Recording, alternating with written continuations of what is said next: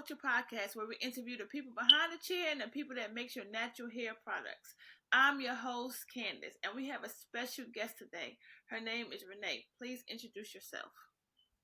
Hello, I am Renee Callender. I'm the CEO of Renee's Hair Designs. We have been in business since 1999, and we are here to help the ladies grow healthy hair. And my main thing is healthy edges. I am so appalled with the ladies losing all of their hair and gluing the wigs on. So I'm here to get it back popping and have that hair growing and looking good. You graduated from John Jay College. How was your experience with it? That was pretty cool. When I went there, I was like 18 when I started at John Jay, and I was getting a stipend to go there. I wanted to be a lawyer at that time. But Oh, then I started having children, and my career went in a different path over that. I wound up having six children, three girls, three sons, and they are all successful adults. I put my time into them, and now I'm putting the time into me and my business. okay. So I like to take it back. Okay. So Yeah. growing up, how did you used to wear your hair? Back, I used to have my hair in a little ponytail and a bang with the sponge roller. And my grandmother, she used to do my hair in the kitchen Saturday night before the church, pressing it and everything. Uh But huh. back then, our hair didn't grow. I think it was because they used to let it dry before they would blow it out. So then it would hurt, burn, and just put Dixie Peach in the hair and all that. Girl, I used to have that style when I was a child with the ponytails. Boy, Yes. look, that was my favorite style growing up. The pigtails, yes. I think that's every childhood. If you was a child back in then, that was your style. That was your style. That's right. And sometimes having the bows and barrettes. I never had bows and barrettes when I was a kid. And then Why? my aunt, That was the it, thing. it was too short. They was frying it off. I had a tiny little Oh, ponytail. oh, look, it's okay. It's okay because now you're a cosmetologist. Okay, so let's talk Yes. about the time of being a cosmetologist from the beginning. Okay, most people they know how to cut, curl, color, and do straight people's hair, straight or a little bit of curly, but not too much. Now that Yes. the world has changed and we're more with the texture of hair, how was your experience back then? Because now it's more they teaching everything, trying to teach everything. Before it was like straight hair. Let's get it in go styles and keep moving. Yes. Well, back then when I finished school, even though I learned how to do white people's hair, we did learn how to do black people's hair too. You know, the girls would just teach each other. That's when it first started coming out with the extensions. And Okay. I learned how to do that, and then I perfected it. But when I went to get a job, I didn't go to white beauty salons for a job. I went to black beauty salons. So once you went in the black beauty salon and you came out of school, they Mm-hmm. trained you how to do their clients' hair the way that they wanted it done. So that's what was happening with everybody. You know, now they're making it a law to where in school they have to teach that course. But back then it wasn't a law to teach it, although there was schools that did teach you how to press and curl, like Apex Beauty School and Wilfred. They used to have a course where they taught black people how to do hair.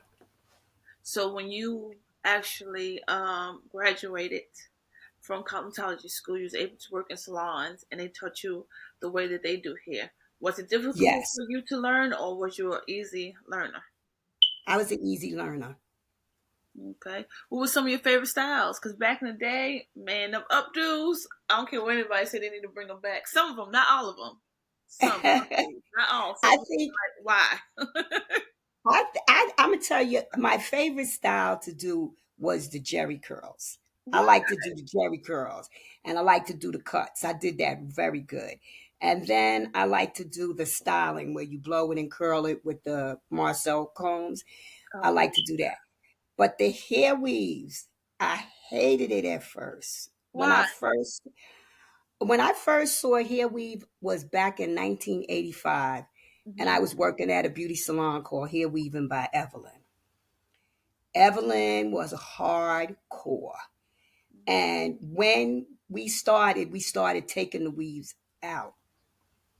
Oh. So back then they used to weave it with a pole method. They didn't braid it. Mm-mm. What's the pole method? And a pole method. What's They that? used to, they used to call it interlock. It used to be thread where you would take the thread and you had had bobbins on a pole. It was a special stick. And the bobbins with the thread was how you made the foundation. So she used to intertwine the hair to make the foundations, like the braids. It wasn't no braids. It was the thread intertwined with the hair. And then you would sew the hair onto it. So it was very flat. It was very flexible, and she had a big business doing that. She also made hair, so she was like how Lugos and Barbies, Adorable, and all of them. She Hmm. made hair like that. So when the people came to her, they got the hair and the hair weave one price, and that's what she did. But taking that out was very hard because the tracks was so thin and it was intertwined with the thread. And the people, she would just sew piles and piles of hair on one track, and taking it out, a lot of people lost their hair with that particular method. Wow. But that's what they used to do back in like the 60s and 70s and 80s. They used to do hair weaving like that.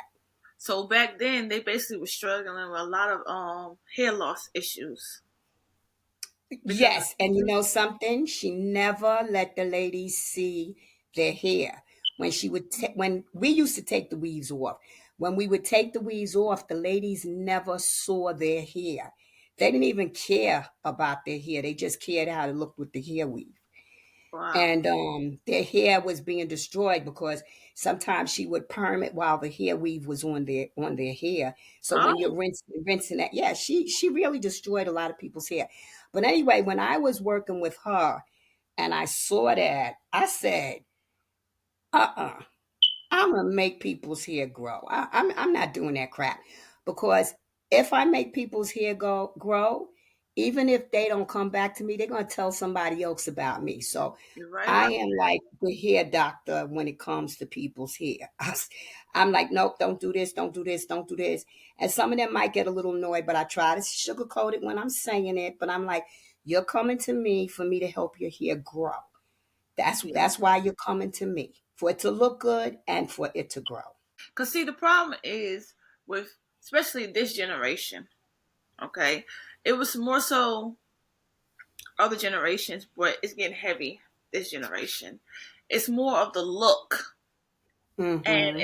if their hair looks good, then they're fine with it because they basically say I could throw a wig on it, I could do anything I want with my hair, and it's okay. It'll be okay. But the problem, and they afraid to hear the word no. So some stylists will do fry their hair. They will color and perm their hair to say this all types of crazy stuff that I have seen, and not Yes. they'll do it themselves. I'm not going to blame all Yes. stylists, but they'll do it at home by themselves, not doing the research and understanding because they're afraid if they go to a cosmetologist that they're going to tell them no. And if somebody tells you no, I'm telling you, if I go to a cosmetologist and they tell me no, I'm going to be like, thank you. You know what? I'm coming to you next time.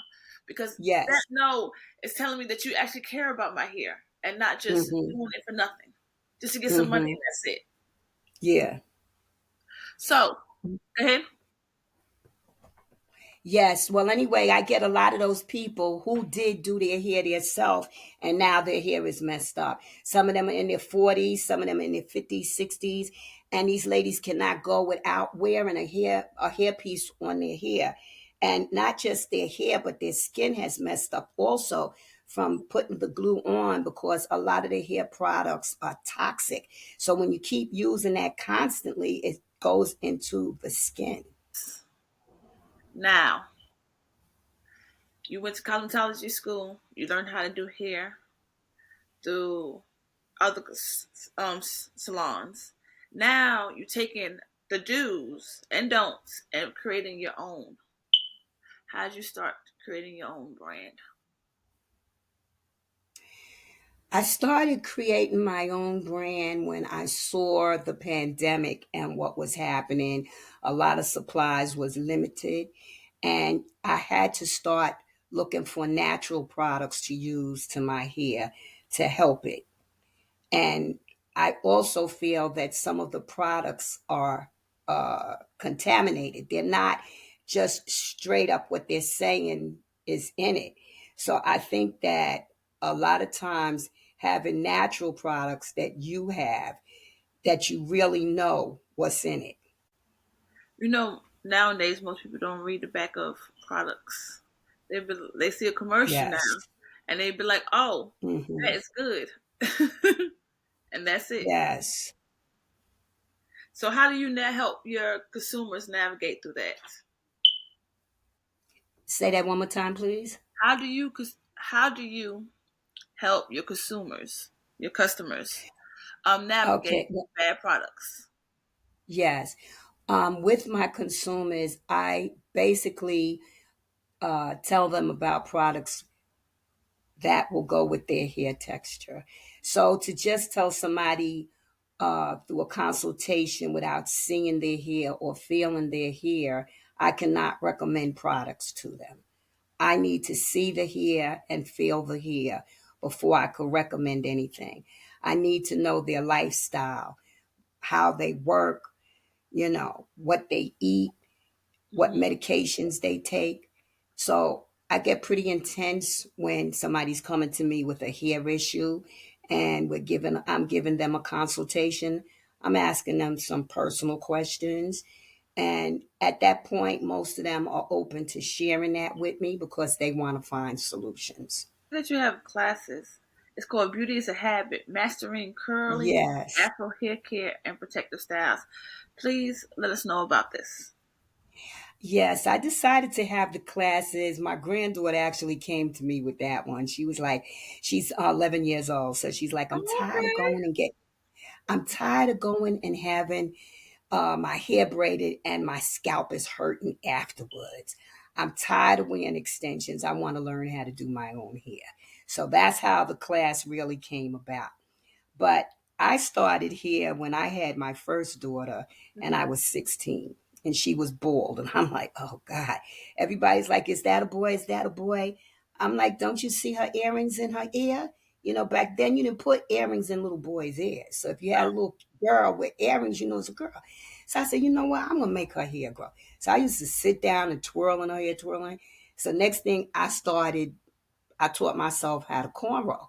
So now my mother's looking, she's like, wow. Now this is when I was on my way to college wanting to be a lawyer, right? uh-huh. So mother's like, wow, that's nice. Could you teach me? So I taught my mother, my sister friend. Then I'm like, wait a minute, man, I'm teaching everybody how to braid. So my mother's like, wow, Renee, you might make a lot of money doing this one day. And I just laughed at her, right? But anyway, years later, after I had my family, and it came to the point where I had to go back to school to reinvent myself, Uh-huh. I had a choice between uh, computer or beauty culture.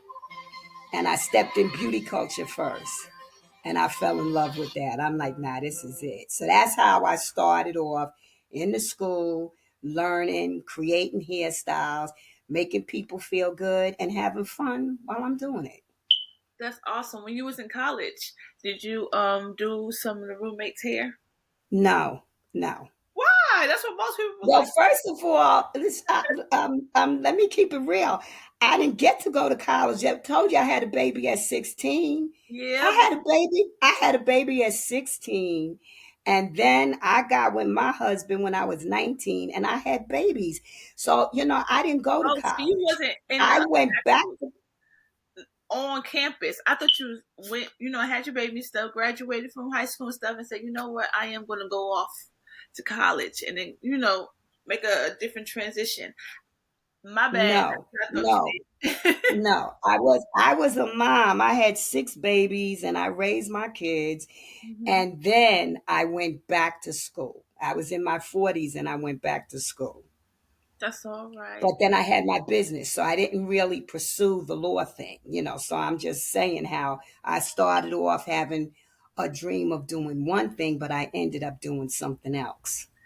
And they like people always say, God has a purpose for you. You be thinking you on this track of doing something else, and God will be like, you need to do this, and you'd be surprised Yes. how many people that you're helping along the way of Yes. your own journey. Yes. And I thank you for that.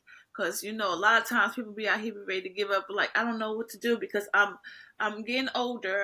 I have kids, and I got Hmm. married. I have this going on. I got that going on, but I don't even know where to Yes. start. And Yes. boom, people like you come and be like, "Look, I did it at all ages. I was started when I was this age. Then I did this, and then I did this, and look at me now. So it's possible. Don't give up." Yes. Don't give up. Don't give up. That's what everybody tells you. Don't give up. Just keep on going, girl. Yes. So April 7th, you got several parts. One, two, three, four. You got five different parts. It's Yes. May 5th. The first one starts April 7th. Yes. So let's start with part one. Like a little brief little summary what they get when they join your class throughout the Yes. time. Okay. So when they join the class, they're going to get mannequin heads, tools to work with, combs, clips. They're going to get some products as far as you knowing how to detangle the hair, Hmm. products to wash the hair. They're going to get samples of these products, and we're going to start off with the natural hair. When you come in and you have natural hair, or if you just took out braids, we're going to start with that first. We're going to start detangling the hair. So I'm going to show them how to apply the conditioner, what type of combs that they're going to use, and how we're going to do all of this before we wash the hair. And Oh, then when we wash the hair, I'm going to show them how they will wash their hair, the motions that they would use to wash their hair. So that's what they're going to learn in the first class. okay. Second class. Okay, the second class, let me just look at this right in front of me so I could go through it and get it the Oh, it's right no way. problem. No problem. And Okay. while you looking for your actual layout, do you have to be a cosmetologist to join, or is it for the public? Well, actually, no, you could join the class. You don't have to be a cosmetologist to join the class because the class was focusing on teens and tweens. A lot of the moms, when the kids are like 11, 12, they're still coming to their moms for them to comb their hair. Most mothers in the evening, they're already tired. They went to work, came home, cooked, and now the kid is coming for you to comb their hair. And you're like, you know what? You're getting big. You need to know how to do your hair yourself. So the Mm. class is focused on them learning how to do their hair themselves and learning how to have a pride in themselves and helping to build up their self-esteem. Look, my next question for you while you're searching for your stuff and everything: will you have an internet class teaching this too? If not, I'm speaking it into existence. Okay. Yes, yes, I will. I've been planning this class for quite some time. This is my second attempt at the class. So it's getting more known, and I do plan to have it online because I have people in Atlanta that's inquiring about it. It's a lot of interracial couples, and a lot of the moms don't know how to take care of their daughters here. So they're reaching out to me, but I can't talk it. They need to see it. So, yes, we will eventually wind up being able to have the class online. That's all right. That's all right. So you ready for part two? Let us know. April 14th is Okay. going on.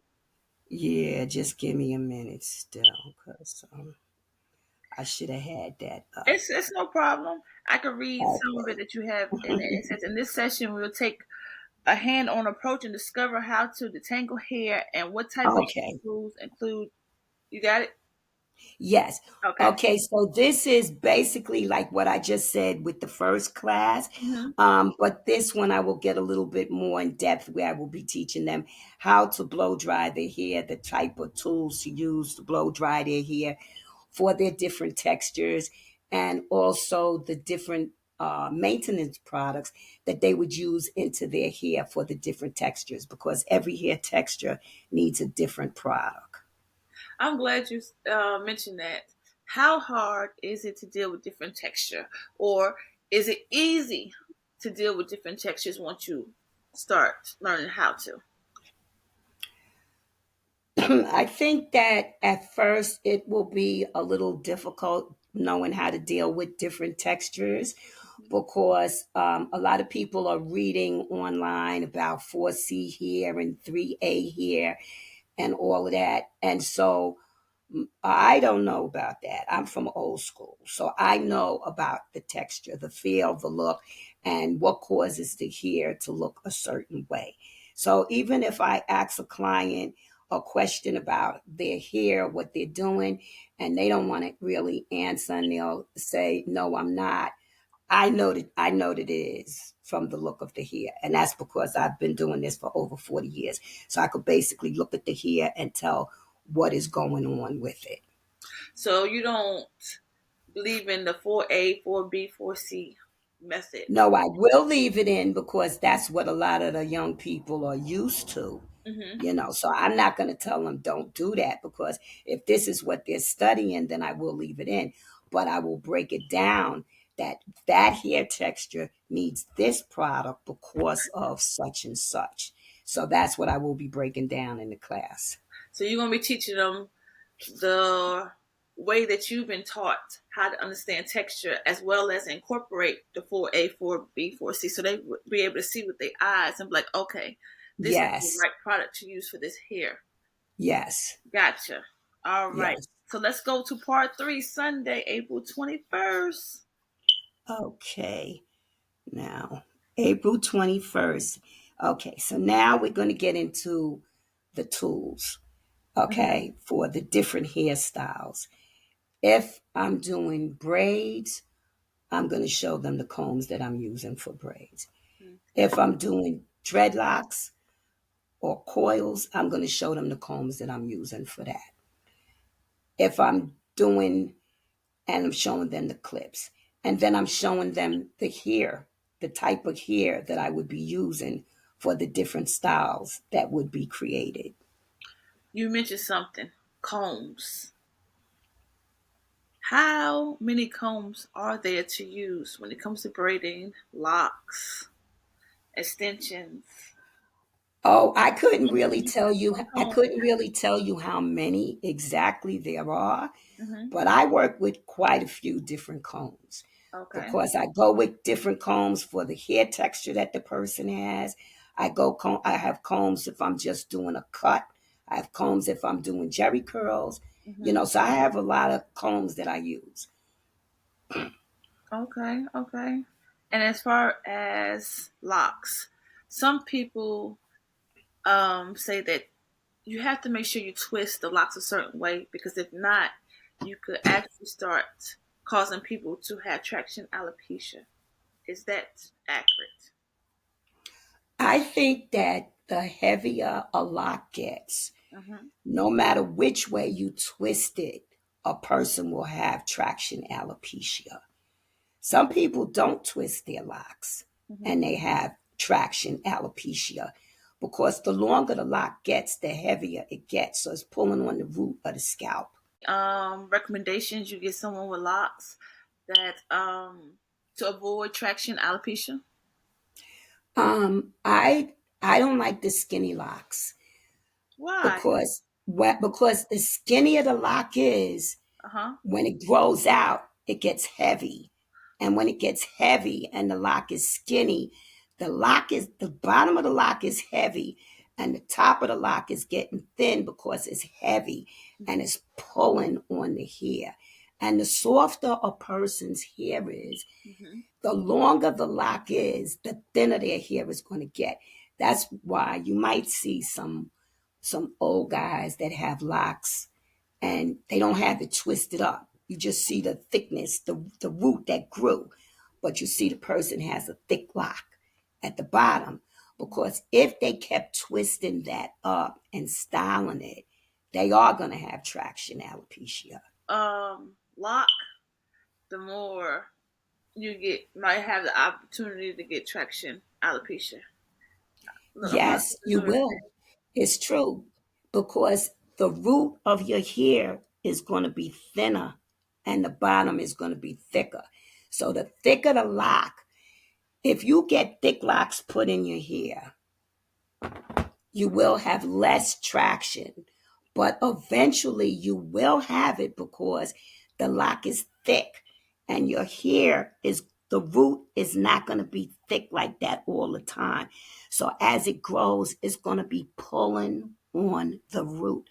And most people with dreads, as their hair grows, they pin it up. But what you don't know when they pin it up, when they take it down, that is thin. The scalp is thin. Can you avoid it, or it's just basically really nothing you could do about it? I think it should be trimmed. I think that when it gets too long, it needs to be cut.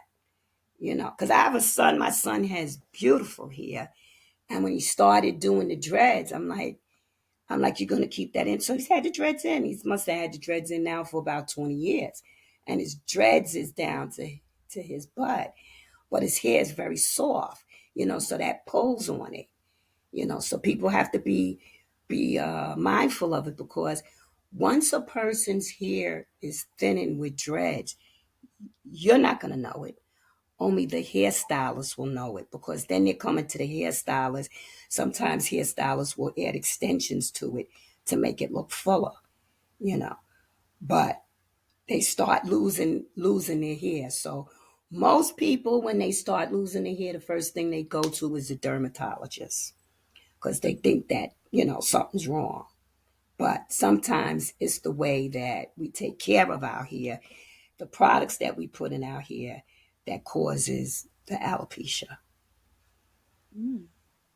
I see on April 14th, one of the things I'm backing up from 21st to the 14th. I just want to back up because I see that you're teaching people how to blow dry, Yes. technique of blow drying. Because most people, they blow dry wrong. What is the proper way to blow dry your hair? Well, when I blow dry the hair, I use big combs. I Hmm. do not use brushes on wet Why? hair, especially black hair. I don't use brushes on the hair because the brushes take the hair out. Hmm. So most people was taught to brush their hair, especially white people. But some black people think that they need to brush their hair. So they got a good bristle brush and they're brushing their hair. And every time they finish brushing their hair, they immediately clean out the brush. It's a reflex. They're not even conscious of it, but they immediately clean out the brush. Well, that's the hair that you just broke off your head. That's in the brush from the brushing. So the more you brush your hair, the more hair is going to come out in the brush. And then you're going to be like, I'm losing my hair, So I don't use brushes. So you use big combs. Okay. Yes, I use big combs, Right. especially on wet hair. Black hair that's wet, Uh huh. I don't use brushes. I use the big comb. If I'm doing a silk press or a flat iron, after that, when most of the water is already gone, I will take the comb attachment and blow it. Gems. If people did not sign up for this class, shame on y'all. Because I mean, she just dropping gems of stuff that I know a lot of people didn't know. Okay, because most people, like you said, do use brushes. They don't use the comb, or their hair be too wet. They jump from getting their hair washed to automatically getting their hair blow dried. Not trying to, let some of the water come out your hair so it won't be frying your hair. See, you dropping gems. I love this. If you have not signed up for Hmm. this class, you need to sign up for it now. And if it's Yes. too late, you can sign up next year or when the next one comes because she's dropping gems. She's really trying to teach you how to take care of your hair. This is awesome. Okay, so we talked about April 21st. Let's talk about April 28th. Doing single braids with no extension. Okay, so what are you talking about with this one? Well, that's just a basic plait. Most people know how to do it, and a lot of people don't. They don't know how to hold their fingers just to make a single braid. But the single braid is the first braid that we start off with. It's pretty easy. And also a two-strand twist. The two-strand twist is really the simplest thing that you could do. And that's what a lot of young guys are wearing right now, the Yes. two-strand twist. So those are the beginning uh, techniques that they're going to learn because they're very easy. We're going to do the two-strand twist first. And then after they get the feel of the two-strand twist, then we're going to do the braid because the braid is three strands. So they're basically going to know how to cross over and do the braid. After they do the braid and they master that, then we're going to do the cornrow. All of this is without extensions because they got to get the flexibility in their fingers before they could get into extensions. You had the fishtail braids. That is old school. And I'm kind of glad that you're teaching this because if you Yes, should be able to do the fishtail braids, you should be able to do anything. The reason why I said that, the technique of it, of grasping how to do it and then turn around using that same technique in your hand in your mind to do other braids, man, I'm loving it. I'm loving it. yes. Hmm. Okay. On Sunday is the last day. That's May 5th. And freestyle braiding. So will you be Yes. grading on the freestyle braiding or Yes. On that day, we're going to do a braid hairstyle where they're going to know how to put the extension in. And we're going to do a braid hairstyle. We're not going to do a whole bunch of box braids, but we're going to do some braids. So this way they know if somebody came to them and said, could you braid my hair for me?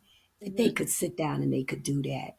And some of these girls could wind up making money when they go to college or practice on their friends, get a little bit of money, even if they don't want to pay a lot. Let them pay a little bit because once they pay them a little bit, they're gonna keep doing it and getting it better, and they're gonna get more money and more money. When I first started braiding, I learned on a girlfriend's hair.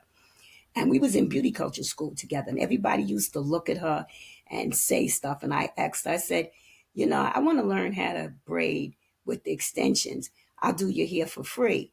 So she said, okay. So when I did it, she told me she wanted diamond parts and all of that. She said, I'm going to give you $20. I'm going to give you $10 now, $10 next week. So I'm like, okay. that's So I all braided her hair. And then she wound up coming back and giving me more money, more money. And now she's my best friend. I do her hair. We graduated, but she now is doing comedy. She doesn't, well, she's trying to start a play and all that. So she doesn't really do the hair, but I learned on her. that's all right. How do you feel about now that they're enforcing for you to be able to get your natural hair license? You know how back in the day it was like a little side hustle and eventually led into you going to cosmetology school. Well, now a lot of people know how to braid hair, and a lot of people, what I mean by people, cosmetologists are forcing people that do not have license to get some kind of certification in order to braid hair to make a side hustle job. How do you feel about this? I think that would be good because it gives people a sense of purpose and it makes people have pride in their work and what they do and stand by something. Mhm. Because there's a lot of people out there who are just doing people's hair and messing it up, you know.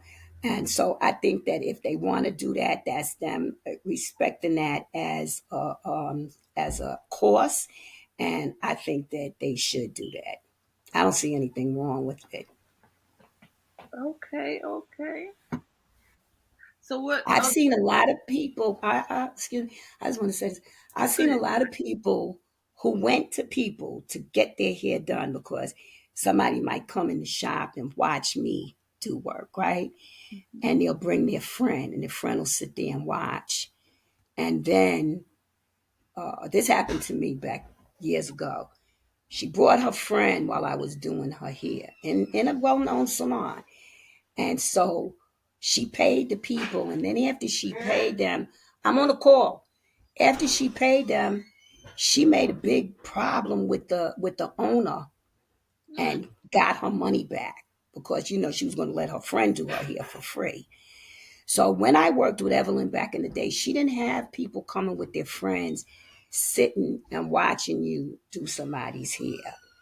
Because if you come to me to get your hair done, your friend does not need to come there to watch what I'm doing to see if I'm doing something right. Because you checked me out and you followed me. So that means that you have the trust that I'm going to do your hair right. And if you don't have the trust, then you shouldn't come. Because if you cannot be comfortable with the person who's doing your hair, then that's not where you need to be. so how do you feel about people doing their research? What I mean by this, you get a lot of people on Instagram, Facebook, all social media sites say that they saw somebody's work online and was like, oh, okay, your style is good. I'm just going to come to your shop and then have a bad experience. How do you feel about that? Because I'm from old school.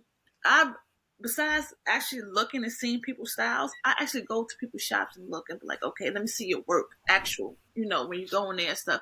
Then I go back and see that, because you can hear their next appointment and stuff and everything. People be talking and stuff. And then I want to see if the person comes back. And I don't jump on the bandwagon of new salons. I wait. And I wait it out, and then I say boom. Nowadays, people just go into these salons and then give them bad reviews because their hair is not how they want it or they have hair issues. How do you feel about this generation just on the go and not doing their research? Well, I think that you should do your research before you let somebody put their hands in your head. That's a very personal experience. Mm-hmm. I've had people when they come to meet me.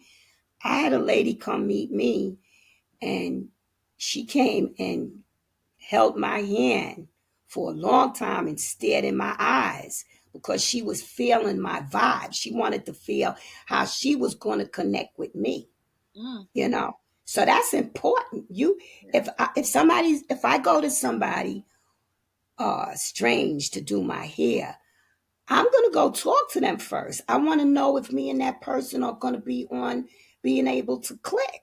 Because if you go into somebody, I've went to places where I went to go get my hair just washed and set. The lady had no conversation, none at all. I'm asking her questions. She's like, yes, no, yes, no. Now, we don't need to be best friends, but you're putting your hands in my head. This is personal now. You know what I'm saying? So yes. I think that, yes, people do need to do research. And sometimes just typing in stuff is not giving you that personal connection. So, what are your next adventures for 2024? What are your plans? Well, after I do the class, I'm going to take time and think about what I'm going to do next because the class has truly had me pretty busy. And I Mm-hmm. have customers, a lot of customers that I do too. So I'm not planning anything right now. The summer is coming, starting to get very busy. People are coming out of their hats and things like that. So right now I'm going to be focusing on the customers, and then probably maybe sometime in August or September, I'll probably think about what I'm going to do next. Oh, okay. Well, I thank you so much for dropping all these gems. I will have all your social media sites, ways to reach you, if that's all right with you, at the end of this podcast. I Yes, also have your salon listed, the address, so that way, people come check you out because at the end of the day, we all want to grow healthy hair. But the blessing yes. that we get is when we have somebody that's knowledgeable and willing to take their time out and say, look, I'm helping you from the beginning to the end. And if you still need some help, I got you. So I thank you. Okay, that sounds very promising. Thank you so much. And, I'm looking forward to the class, and I'm going to like your this what we was on today, our live. Probably you're gonna share it to my page, right? Yes. And one last thing for you too. I always play a game which one has to go. So I can't let you just go out here. Okay? So the game is which one has to go. Okay? the brush, Okay. the brush, the comb, the hair pick, or curling iron. Which one has to go? And The why? brush. The brush. Oh, because you said earlier, what? It pulls your hair. Ruins the hair. There you go. Okay, until next time, guys, thank you for the opportunity. And I will have everything listed at the bottom. Until next time, and thank you, Miss Renee, for being on my show. Thank you so much. And you have a wonderful day. Everybody stay blessed. Thank you.